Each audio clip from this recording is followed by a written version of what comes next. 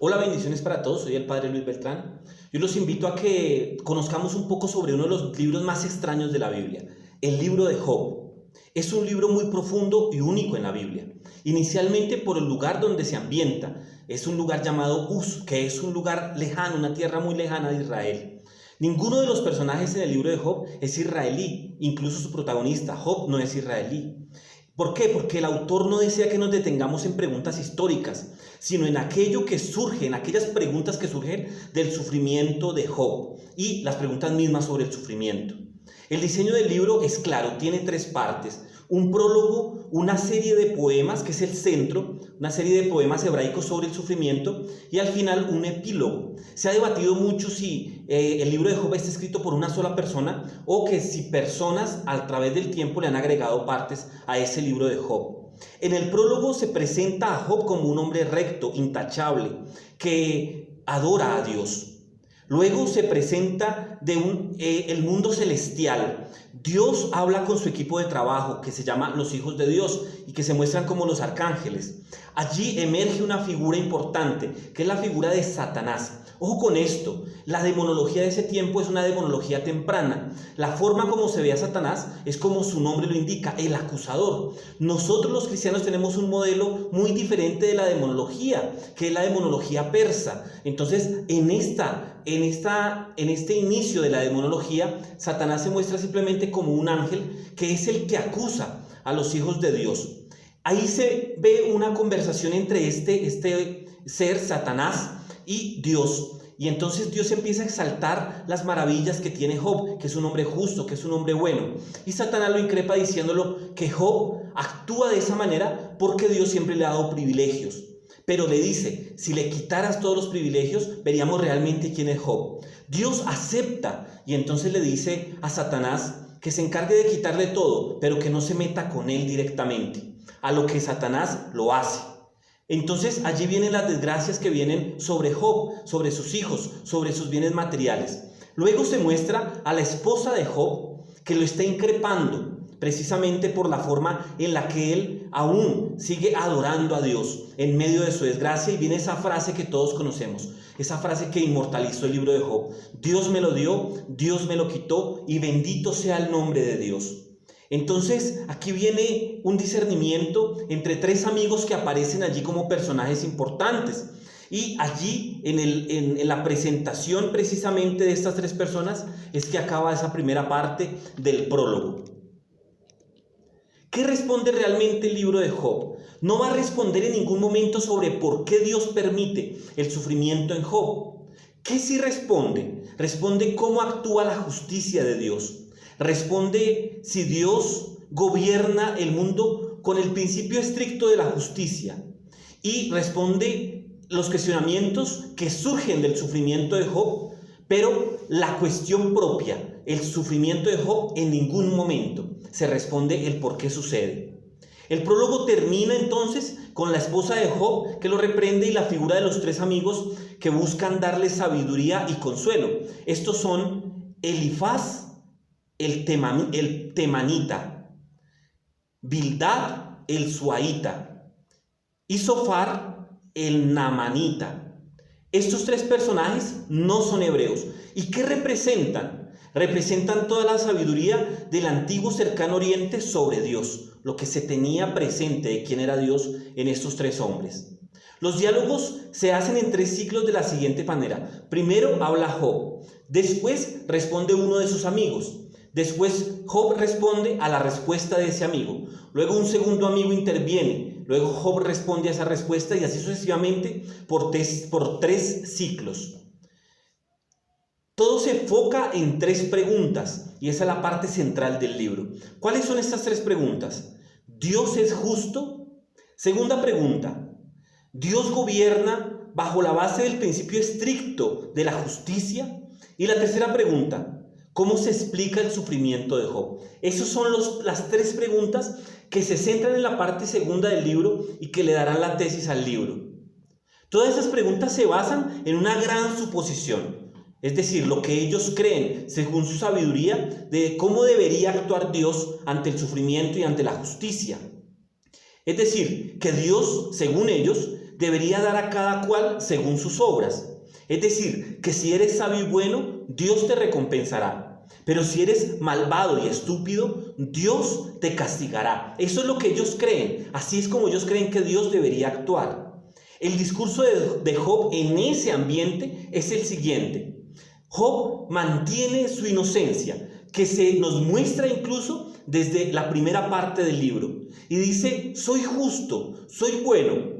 Por tanto, su sufrimiento no puede ser un castigo divino. Y la conclusión de Job es la siguiente: Dios es injusto. Ahora viene el discernimiento de sus amigos. Entonces sus amigos inician diciendo, no, Dios es justo. Ahí empieza el razonamiento de los amigos. Por tanto, Dios gobierna el mundo según la justicia, el concepto estricto de la justicia. ¿Cuál es ese sentido estricto de la justicia? Que el bueno se le recompensa, que al malo se le castiga. ¿Y cuál es la conclusión entonces de los amigos de Job? Que Job tuvo que haber hecho algo muy malo para que Dios lo castigara de esa manera. Incluso ellos, los amigos, empiezan a inventar cosas que probablemente hizo Job para recibir ese castigo. A lo que Job obviamente se opone y siempre él dice que él es un hombre justo y que es un hombre bueno, y realmente es así. Y Job se harta de esos debates que tiene con sus amigos y en los cuales se le acusa. Entonces Job se harta de ellos y decide recurrir directamente a una explicación de Dios. Invoca la presencia de Dios para que sea él, Dios, quien en ese momento le responda a sus preguntas. En este punto puedo decir que es el punto más oscuro, en el que Job se ve a sí mismo, en el que ve su fe. Es el momento decisivo, es esa noche oscura por la que pasa Job. Entonces Job está en una inestabilidad emocional. Job pensaba que Dios era justo, pero ahora no puede reconciliar ese pensamiento con su propio sufrimiento. ¿Por qué sufre si él es una persona buena? Job incluso llega a acusar a Dios de ser un bravucón. Y en el peor de los casos, Job declara que Dios ha orquestado toda la injusticia del mundo. Pero apenas Job tiene ese pensamiento, se arrepiente, porque él en su interior sabe que Dios es bueno. Y en ese momento declara nuevamente su inocencia y se aterroriza por lo que acaba de pensar. Y pide que Dios mismo sea quien en ese momento le responde. En ese momento aparece otro personaje, Eliú, el Busita. Este hombre tampoco es israelí, aunque tiene un apellido hebreo. Él tiene la misma forma de pensar, tanto de Job como de los amigos, pero su conclusión será diferente. Entonces él empieza con la declaración de los amigos: Dios es justo. Él dice, Dios opera según la noción universal de la justicia, pero la conclusión de Eliú el Busita es diferente. Este dice que Dios no castiga, sino que Él permite el sufrimiento para enseñar, para advertir o para evitar más pecado. Y en algunos de los casos, Dios permite el sufrimiento para forjar el carácter. Entonces Eliú dice que Job se equivoca, y Job no responde a Eliú. Job se va porque él desea que sea Dios mismo quien en ese momento le responde.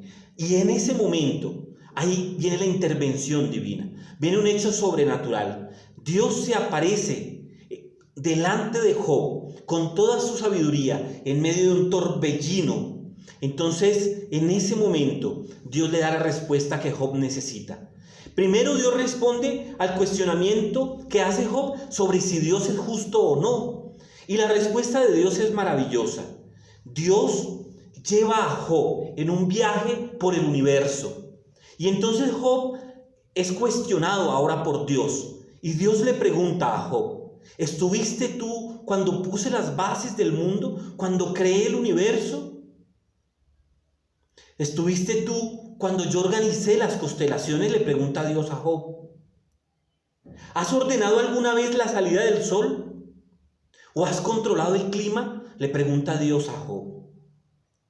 Dios los ve todo.